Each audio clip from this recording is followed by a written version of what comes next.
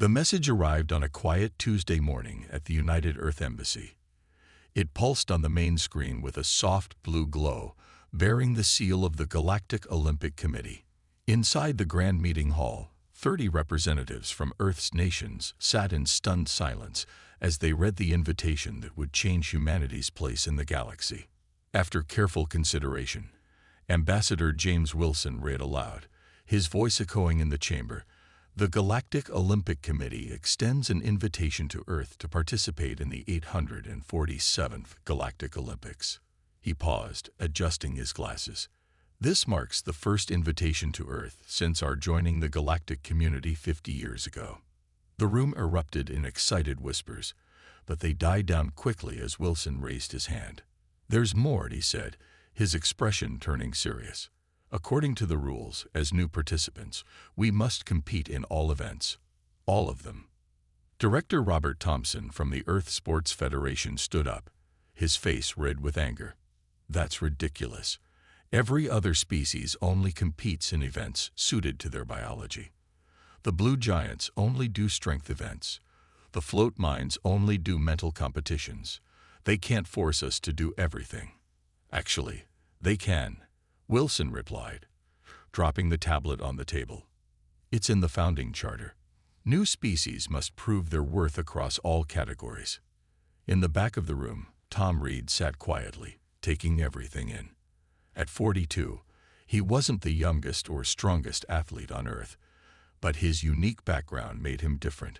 Before becoming an athlete, he had spent 15 years as a military engineer, designing equipment for human soldiers to use in various alien environments. Now, as a competitive athlete in both low and high-gravity sports, he understood both the technical and physical challenges better than most. "If I may speak," Tom said, standing up. The room turned to face him. "They think this will humiliate us. They're expecting us to either refuse or fail spectacularly. I say we prove them wrong." Thompson scoffed. "And how do you suggest we do that? We'll be competing against species that can lift 10 times their weight, others that can fly naturally, some that can breathe underwater. It's impossible." Tom walked to the front of the room, his movements deliberate and confident. "That's exactly what they said about humans joining the galactic community 50 years ago. They said we couldn't survive space travel with our fragile bodies. They said our minds were too simple to grasp faster-than-light technology. They were wrong then, and they're wrong now." He activated the room's holographic display, showing images of various alien species competing in past Olympics. Yes, each species has their specialties. But look closer. They all rely heavily on equipment, standardized equipment. That's where we can make our mark. The room grew quiet as Tom continued. "I've spent years studying how different species interact with technology. We humans have something unique. We don't just use tools, we master them. We improve them. We see possibilities others don't." Ambassador Wilson leaned forward, interested. "What are you suggesting, Mr. Reed?" "I'm suggesting we accept their challenge. Form a team that combines athletes and engineers. Train them, not just in the sports, but in understanding every piece of equipment we'll use. Within the rules, of course," Tom added with a slight smile. "And you think this will work?" Thompson asked, his skepticism fading slightly. "I think it's our best shot," Tom replied. "More importantly, it's a very human solution to the problem. We've always succeeded not by being the strongest or fastest, but by being the most adaptable." The room fell into discussion, and after 3 hours of debate, the decision was made. Earth would accept the invitation, and Tom Reed would lead the team as captain. They had 6 months to prepare for the greatest sporting challenge in human history. As Tom left the embassy that evening, he looked up at the stars, visible through the city's protective dome. Somewhere up there, the other species thought they had handed humanity an impossible challenge. They didn't understand that humans had been turning impossible challenges into victories since they first looked up at those same stars and dreamed of reaching them. The real games were about to begin, and Earth was playing to win. The Olympic station hung in space like a giant silver wheel, its massive ring structure rotating slowly to create artificial gravity. As the Earth transport ship approached, Tom Reed and his team of 20 athletes pressed against the viewing windows, taking in the enormous scale of the facility.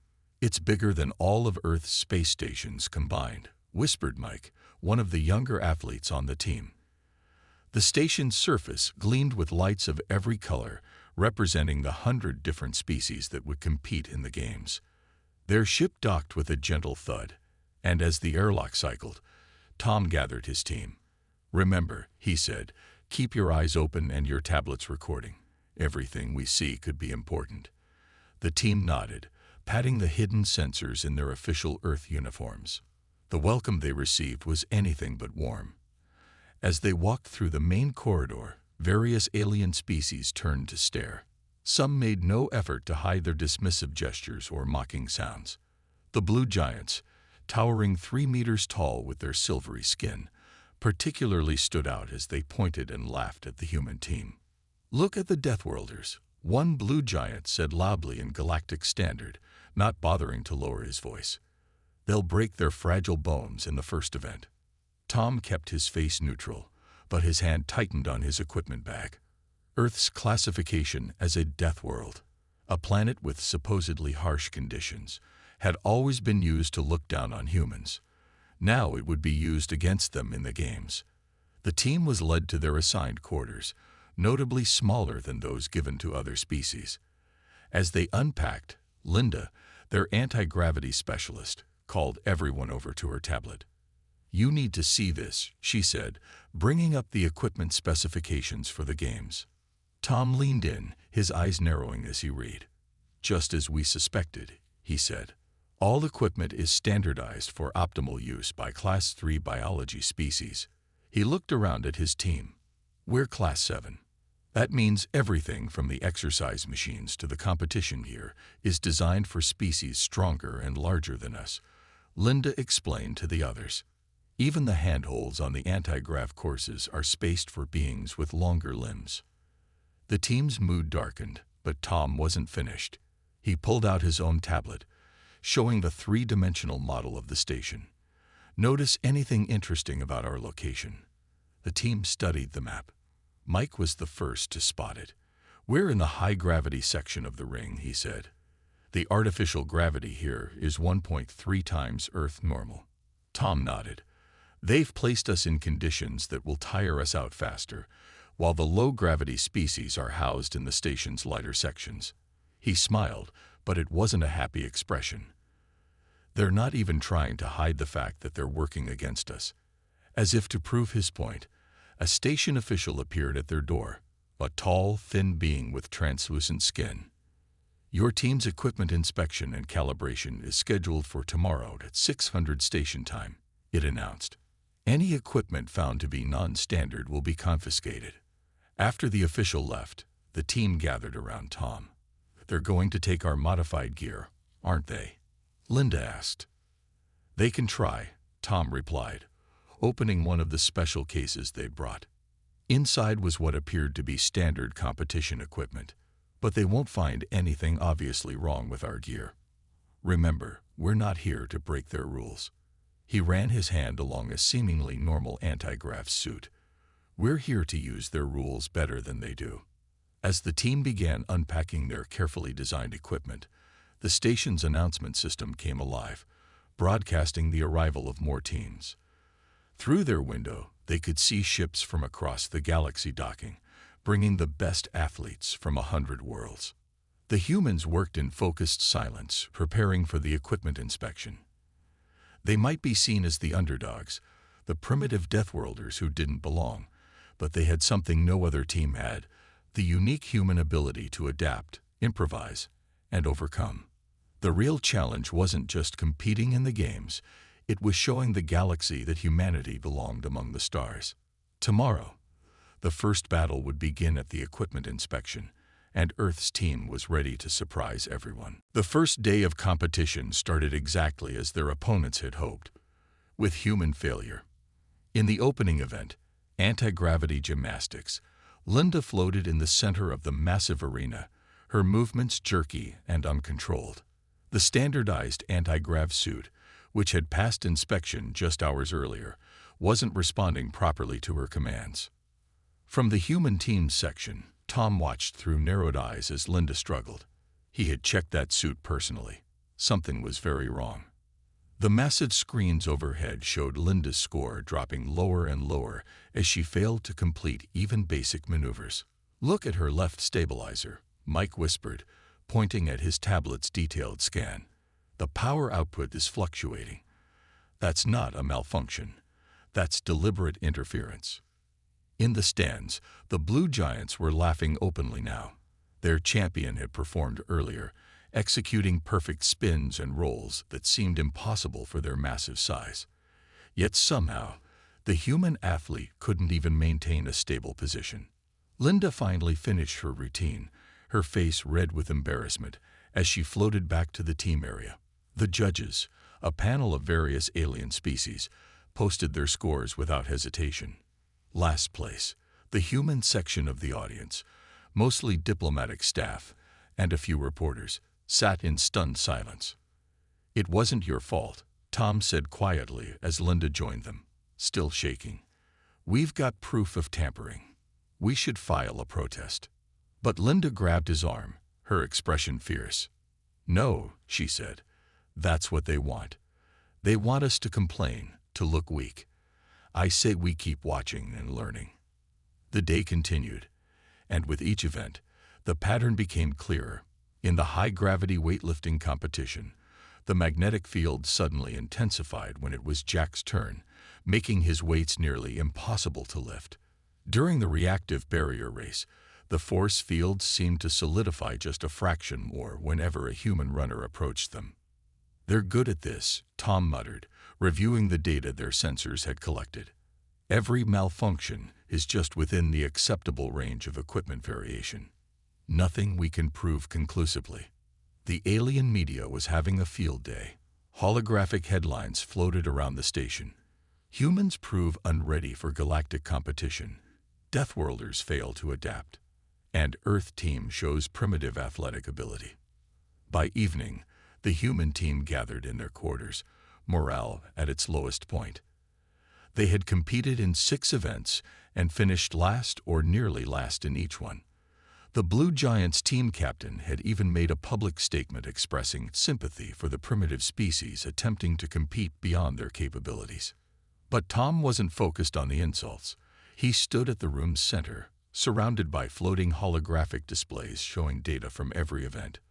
"Look at this," he said, pointing to various readings. "Every piece of equipment, every field, every system, they all have patterns. They're not just rigging things randomly." The team gathered around, their disappointment turning to interest as Tom explained. "The anti-grav suits. They increase power to the left stabilizer exactly 0.3 seconds after detecting a spin maneuver. The force fields. They increase density by exactly 7% when they detect human body temperature approaching." Mike's eyes widened. "They've programmed the equipment to work against human biological signatures." "Exactly," Tom said, a smile finally crossing his face. "And what's the one thing we know about programs?" "They can be predicted," Linda answered, starting to understand. "If we know when and how the equipment will work against us, we can use it to our advantage," Tom finished. "They think they're being clever, making everything look like normal equipment variations. But by making it systematic, they've given us exactly what we need. Patterns we can study and counter." The team spent the rest of the night analyzing data, marking every variation, every subtle change in the equipment. They might have lost today, but they had gained something far more valuable: understanding. As the station's artificial night cycle dimmed the lights, Tom looked at his tired but determined team. "Tomorrow," he said, "we start showing them why humans are known for turning disasters into opportunities. They think they've rigged this game perfectly, but they've never played against humans before." The next day would mark the beginning of humanity's real competition in the Galactic Olympics, and this time, they would be ready for every trick their opponents had planned. At 3 in the morning, station time, Tom sat in their team's makeshift workshop, surrounded by holographic diagrams of competition equipment. The rest of the team had been working in shifts, analyzing every piece of data they'd collected from their disastrous first day. "The problem isn't the equipment," Tom muttered, manipulating a 3D model of the anti-grav suit. "The problem is how we're using it." He zoomed in on the suit's control system, watching how it reacted to different movement patterns. Linda walked in, carrying 2 cups of coffee. "Any breakthroughs?" she asked, handing him one of the cups. "Maybe," Tom replied, pointing to the simulation. "Watch what happens when you initiate a spin move." The hologram showed the suit's stabilizers activating, then suddenly increasing power on one side. "They expect us to fight against the power surge, but what if we don't?" Linda's eyes widened. "You mean use their interference to boost our momentum?" She quickly ran the numbers on her tablet. That could actually work. We'd need perfect timing. But humans are really good at timing," Tom finished. "It's how we survived on Earth, hunting faster animals. We learned to predict movement patterns." As the station's day cycle began, the human team gathered for a strategy session. Tom stood before them, surrounded by equipment they'd been cleared to use in competition. "They think they're forcing us to use inferior equipment," he said, picking up a regulation anti-grav suit. "But they've forgotten something important about humans. We don't just use tools, we master them." He displayed the analysis results. Every piece of standardized equipment has built-in responses designed to work against human biology. But these responses are predictable, consistent, and most importantly, usable. Mike raised his hand. "But how do we practice?" "The equipment only acts up during actual competition." Tom smiled. "Because we're going to program our training simulators to work exactly like the rigged equipment. By the time we compete again, these malfunctions will be just another part of our routine." For the next 12 hours, the team worked relentlessly. Linda practiced her anti-grav routine, not fighting against the power surges, but incorporating them into her movements. The weightlifting team learned to time their lifts with the magnetic field fluctuations, using the extra resistance to build momentum. "Remember," Tom instructed as they worked, "we're not breaking any rules. We're just understanding the equipment better than they do. Everything we're doing is within competition guidelines." Even during meals, the team studied. They reviewed recordings of other species' performances, noting how the equipment behaved differently for each race. The patterns were subtle but clear once you knew what to look for. Late that evening, during their final practice session, Linda executed a perfect anti-grav routine, using every malfunction to enhance her performance. The practice scores were higher than anything they'd seen in competition. "It's not just about adapting to their tricks," Tom explained to the amazed team. "It's about showing them something they've never seen before, human ingenuity at its finest." As they prepared to rest before the next day's events, an inspection team arrived at their quarters. The Blue Giant's captain had apparently raised concerns about possible human tampering with equipment. Tom welcomed them with a smile. "Please, inspect everything," he said, opening their storage areas. "You'll find all our equipment meets regulation standards exactly."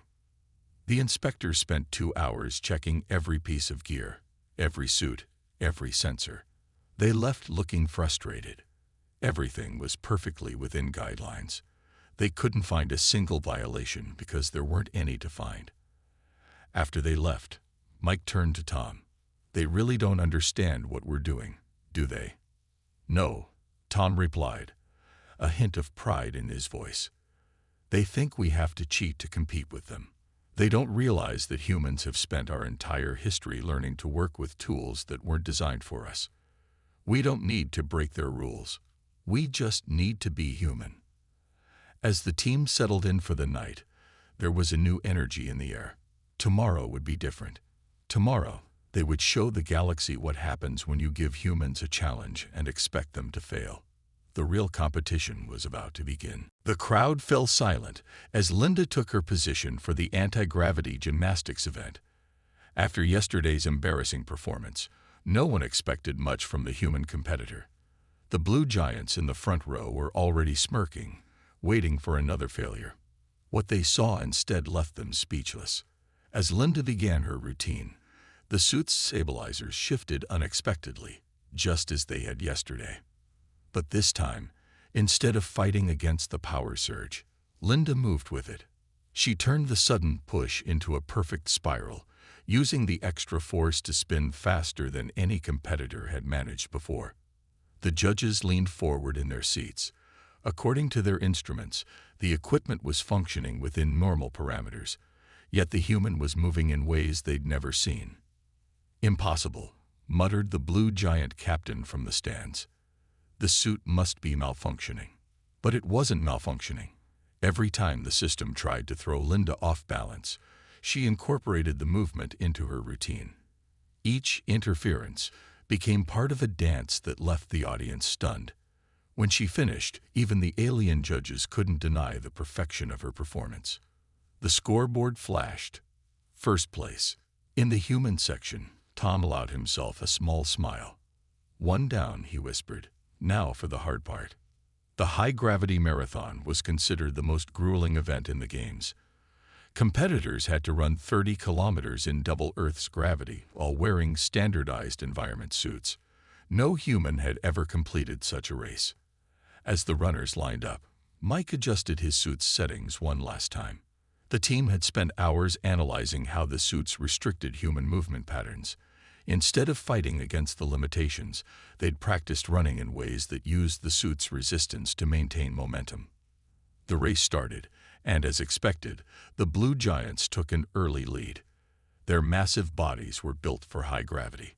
But hour after hour, as other species began to fall behind or drop out, Mike kept running. His pace was steady, efficient, using the suit's restrictions to help maintain a rhythm. By the final lap, only 2 runners remained, Mike and the blue giant champion. The alien athlete was visibly struggling, unused to a human's endurance running style. Mike, on the other hand, looked almost comfortable. "How?" the blue giant gasped as Mike passed him. "Your suit, same as ours." Mike just smiled and kept running. He crossed the finish line 2 minutes ahead, setting a new course record. The station erupted in chaos. No one had expected the humans to win any events, let alone 2 in one day. Inspection teams swarmed the human quarters, testing every piece of equipment, looking for signs of tampering. They found nothing because there was nothing to find. As the day continued, more human athletes took their turns. The weightlifting team timed their lifts perfectly with the magnetic field fluctuations. The runners seemed to glide through force fields that should have slowed them down. Event after event, humans weren't just competing, they were excelling. By evening, the mood in the station had shifted. Other species watched the humans with a mixture of confusion and growing respect. The blue giant's captain was seen arguing heatedly with the Olympic officials, demanding explanations. In their quarters, Tom gathered his tired but triumphant team. "Today, we showed them something they've never understood about humans," he said. "They think we succeed because we're strong or fast or tough. But that's not it at all." Linda nodded, still glowing from her victory. "We succeed because we adapt. We learn. We turn problems into solutions." "Exactly," Tom replied. "They thought they could beat us by rigging the game. Instead, they gave us exactly what humans do best with, a challenge to overcome." As the team celebrated their victories, a message arrived from the Olympic Committee. There would be a formal investigation into the human team's performances tomorrow morning. Tom read the message and smiled. "Perfect," he said. "Tomorrow, we show them our greatest advantage of all, human honesty." The team went to sleep that night, knowing that tomorrow would bring its own challenges, but they were ready. After all, turning the impossible into victory was what humans did best. The Olympic Committee's hearing chamber was packed with representatives from every competing species. At the center of the room, Tom stood calmly before the panel of judges, surrounded by holographic displays showing recordings of human performances. The blue giant captain, towering over everyone, pointed accusingly at a replay of Linda's anti-gravity routine. "It's impossible," he thundered. "No species can move like that in standardized equipment. They must be using illegal modifications." The head judge, a crystalline being known for absolute fairness, turned to Tom. "The accusations are serious. How do you explain your team's sudden improvement?" Tom stepped forward, activating his own holographic display. "I'd like to show you exactly how we did it," he said. "But first, I have a question for the committee. Is there any rule against understanding how equipment works?" The judges looked at each other, confused. "No," the head judge replied. "Equipment knowledge is encouraged." "Good," Tom said, expanding his display to show detailed diagrams of the competition here. "Because that's all we did. We studied. We learned. We adapted." He pointed to the anti-gravity suit's control systems. "Let me show you." For the next hour, Tom walked through every piece of equipment, explaining how they had analyzed its behavior patterns. He showed how Linda had used the suit's power fluctuations to enhance her spins, how the marathon runners had synchronized their strides with the suit's resistance patterns. "Everything we did was within the rules," Tom explained. "We didn't modify any equipment. We simply learned how it worked, including the parts that were designed to work against us." The room grew quiet as understanding dawned on the alien faces. The blue giant captain's silver skin had turned a shade darker with embarrassment. "Are you suggesting," the head judge asked carefully, "that the equipment was intentionally designed to disadvantage certain species?" Tom smiled. "I'm not suggesting anything. I'm showing you data. Every piece of standardized equipment shows consistent patterns of behavior that vary based on the user's biology. We humans just happen to notice these patterns and learn to work with them instead of against them." He pulled up more displays, showing side-by-side comparisons of how the equipment responded to different species. The patterns were undeniable. The blue giant captain tried one last argument. "But they're from a death world. They shouldn't even be able to compete at our level." "Exactly," Tom replied. "We're from a world that tried to kill us every day. We survived because we learned to understand and adapt to everything around us, including things not designed for us." He gestured to the equipment diagrams. This was no different. The judges conferred for several minutes while the chamber buzzed with whispered conversations. Finally, the head judge spoke. "We find no violations in the human team's approach," they announced. "Their success appears to be the result of superior analysis and adaptation to standardized equipment. However," they added, looking around the room, "their data has revealed concerning irregularities in our equipment standardization protocols." Tom watched as the reality sank in. Not only had humans beaten the rigged system, but they'd done it so thoroughly that they'd exposed the rigging itself, all while following every rule. The head judge continued. "The committee will launch a full review of all Olympic equipment specifications. Future games will require truly standardized equipment, tested against all competing species." As the chamber emptied, many aliens stopped to look at the humans with new eyes. They weren't seeing primitive deathworlders anymore. They were seeing a species that could take a rigged game and win it fairly, then use that victory to make the game better for everyone. Back in their quarters, Linda asked Tom, "Did you know this would happen? That we'd end up changing the whole Olympic system?" Tom looked at his team, pride evident in his expression.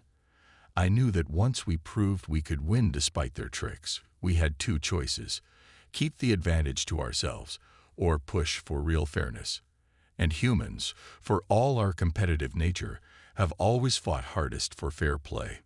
Tomorrow would bring the final events of the games. But in many ways, humanity had already won something far more important than medals. They'd won respect. The final day of the Galactic Olympics dawned with a different atmosphere than when it began. The station's corridors buzzed with excitement as spectators from all species gathered to watch the closing events. This time, they weren't coming to mock the humans. They were coming to learn. The first event was the zero-gravity relay race. traditionally dominated by the floating species. As Tom watched his team take their positions, he remembered their first disastrous attempts just days ago. Now, they moved with confidence, their understanding of the equipment visible in every motion. "Watch the humans," one alien spectator said to another. "They make the suits work like extensions of their bodies." The race began, and the human team showed exactly what they'd learned. Each handoff was perfectly timed with the suit's power cycles, using the momentum shifts to increase speed instead of fighting them. They finished second, beating species that had been competing for centuries. In the strength competitions, the human team didn't try to match the blue giant's raw power. Instead, they demonstrated precise control, using the equipment's own resistance patterns to complete their lifts. When the final scores were tallied, they had placed third overall in a category everyone had expected them to fail. But it was the final event that truly showcased humanity's impact on the games. The obstacle course, a brutal combination of varying gravity fields, environmental hazards, and complex equipment interactions, had been considered impossible for any primitive species to complete. Mike stood at the starting line, his suit's diagnostics showing green across the board. The course ahead glowed with force fields and energy barriers, each one supposedly calibrated to work against human biological signatures. "Remember," Tom's voice came through his earpiece, "they built this course thinking restrictions would stop us. Show them how humans turn restrictions into advantages." Mike nodded and began. What followed was unlike anything the Olympic station had ever seen. Where other species fought against the course's restrictions, Mike flowed through them. He used the gravity shifts to boost his jumps, turned energy barrier resistance into momentum, and transformed every supposed disadvantage into a graceful display of human adaptability. As he crossed the finish line, setting a new course record, the station erupted in cheers, not just from the human section, but from aliens of all species. They had witnessed something new, a different way of approaching challenges. The closing ceremony was held in the main arena. As the human team stood on the overall podium, third place in their first games, the head judge made an unprecedented announcement. "These games have taught us all something valuable," the crystalline being's voice echoed. "We believe standardization meant making everything the same. The humans have shown us that true standardization means making everything equally accessible to all." The blue giant captain, who had been their fiercest opponent, stepped forward. His silver skin gleamed as he addressed the crowd. "I came here believing humans were primitive competitors who didn't belong," he admitted. "I leave knowing they are teachers who have made our games better." Tom accepted the team's medals, but he knew they had won something far more valuable. Looking out at the faces of 100 different species, he saw not the dismissive stares of their arrival, but expressions of curiosity and respect.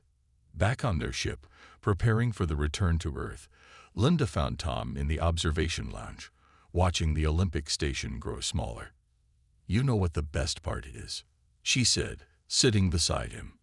"We didn't just win medals, we changed how the games will be played forever." Tom nodded, "Because we showed them something humans have always known, that the goal isn't to be the strongest or the fastest. It's to understand, adapt, and improve. Not just for ourselves, but for everyone." As Earth's first Olympic team headed home, they carried with them not just medals and records, but the satisfaction of knowing they had turned a rigged game into a victory for fair play. They had shown the galaxy that humans didn't need special advantages or modified equipment to compete. All they needed was their unique ability to look at problems differently, to understand deeply, and to turn challenges into opportunities. In the end, they had won something far greater than any Olympic title. They had won the galaxy's respect, not through force or protest, but through innovation and fairness. It was, perhaps, the most human victory of all.